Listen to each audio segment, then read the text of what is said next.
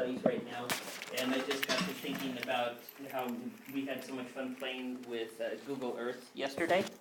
And so I used Google Earth I didn't have the Apple TV, so I just put it under the screen, or the document camera, and I went to different places that I knew would be good, or that I knew we needed for geography terms. And so the first thing I did is I just went to Lincoln City, Oregon, because it has a lake, it has the inlet, it has Siletz Bay, it has the foothills, it has the coast, so it has a lot of the different terms. And we just traveled all around. And then somebody wanted to see a waterfall, so I brought up Multnomah Falls. Oh, cool. And then and it just in Google Earth. Oh, that's and awesome. then I just I practiced a little bit last night by doing my rotations and my tilts and zoom in and out, and of course I had 26 experts that wanted to tell me how to do everything in the class. But it was fun because they really kept watching what we were doing instead of just instead of kind of like talking to their neighbor and everything while I was trying to draw a picture up there. It really kept their attention and let me put something more tangible for them to see up there. It was fun. Nice. Yeah. Anybody else have anything to share? Sure, I'll share. I tried to use iPads with kindergartners today, and I totally bombed. But Do you have management software on, or? no, well, I'd opened everything up. So I opened up a bunch of iPads, and I realized quickly that basically I needed to do more demonstrations. Oh, yeah. But we were trying to learn how to use Seesaw. So so some of the kindergartners cried because they didn't get to touch an iPad or a computer, and that was very upsetting. But I had to kind of jump in and try it, because now I realize, because I have another person up there with the kindergarten, so I can actually have most of the kids on the computers, and then I can teach small groups of 2 or 3 kids at one time to use the iPad. Nice. That's going to work a little smoother, so I am regrouping. And I've also been using the picture feature with the Apple TV and loving that. I have a bunch of 2nd and 1st graders working on Kid Pics, and I'll just take pictures of what they do and just pop it up on the screen. And Sweet. so, Very nice. I gotta see you do that. So while Luke and Jim were talking, this is the part of the Explain Everything app right here. You'll see this running down here. I was just recording what they were saying so that I can take this and put it up online for the other people that aren't here, so they can continue. Because, like I said, we're going to start here. So that's the homework. I actually used this today teaching math. I'll pause this. Continue recording now.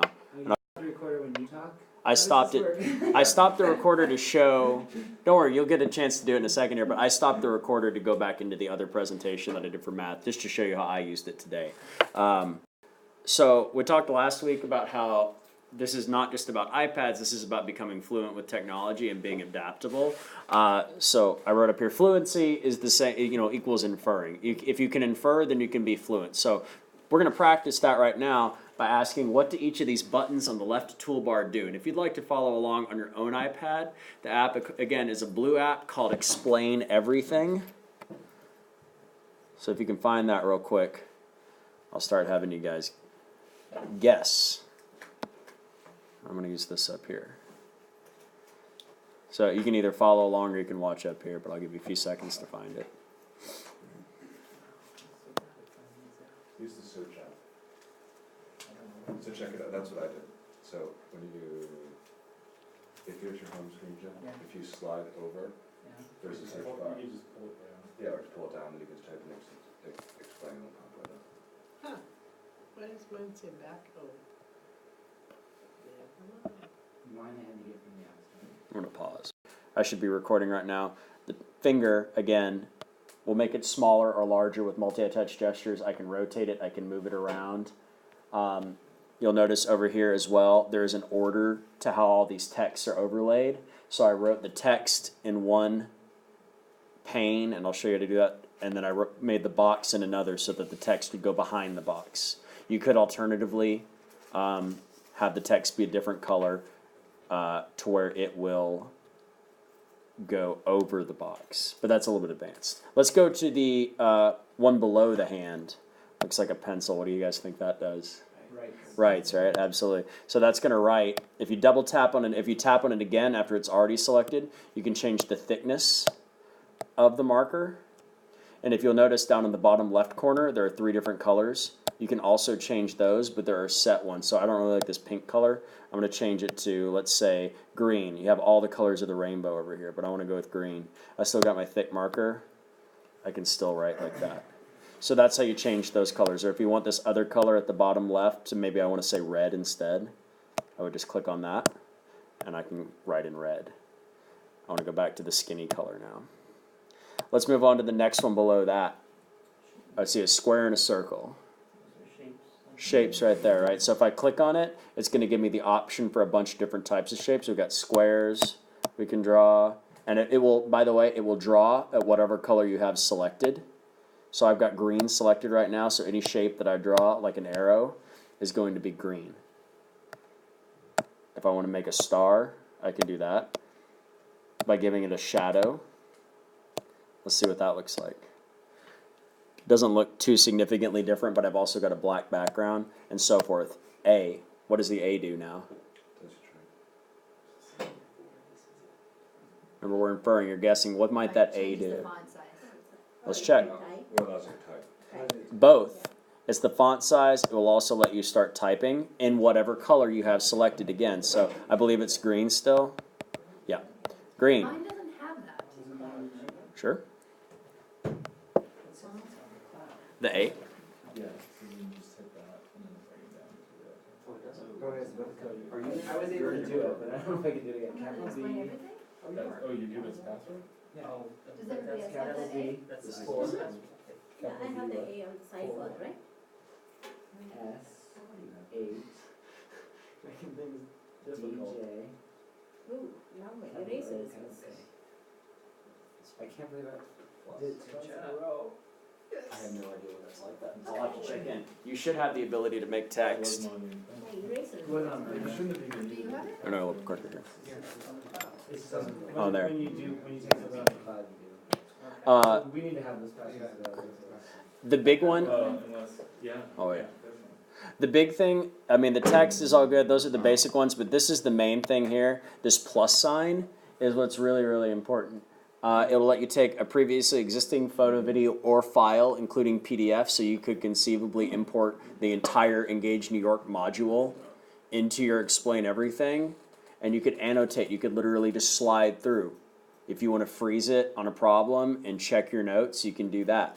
And you can do this live as you're teaching, or if you have, say, a music program or whatever, you can import an entire PDF. Today, like I did in my class, I took a video or a picture and annotated over it. So, I mean, what you saw was just the student work, but I was, annotating over it. I was using the laser pointer, which is really important. Or you can insert a web browser. If you want to show somebody, you can annotate over the web browser. So you can go to CNN.com and you can draw little mustaches on people if you want to. So, or you can take a video. If you want to make a video, which I've done before, you can make a video, save it as a file, and then you can write, as you are already speaking, you can write and speak over the video, which is what I did in math last year. So that's really useful. And then the last thing here, which is this little bullseye, which is nice for if you're teaching live, is a laser pointer. It doesn't do anything else other than draw attention to the star or to the box. So again, in math especially, or in core or whatever, if you want to underline something or just draw attention to it, just like everything else, if you double tap it again, you can change what the laser pointer looks like. You can change the size of it, whatever, So this is, I guess, a lightsaber? Oh, it is. That's kind of cool. And I guess it looks like I can change the direction of it as well. So if you want to make a lightsaber, that's kind of cool. I hadn't seen that before. So that's nice. Cool. So there's a lightsaber. So now I've shown you all the controls. It's time to go on to the assignment for today. And that this is your independent practice portion. To teach something, right? Or to say something, to do something. It doesn't have to be teaching, but to try making and uploading a video. All right? So what you're going to do, and I'll show you how to do this real quickly. Whenever you get done with making a video, you're going to go down in the bottom right corner, right above here, and you'll see a box with an up arrow. That is a universal symbol to export or upload. most apps, your email has that, your messages have that, and your iPhone or Android device, they all have something that looks very similar to that, a box with an arrow going out. Beside it, you'll see a box with a little arrow going in. That would be to import something into the program, and you'll see a little house. That will take you back to the very first menu. So, everybody else, if you are watching at home, we're going to do the independent practice. This is the homework, and I'm going to show them how to upload it now. So goodbye.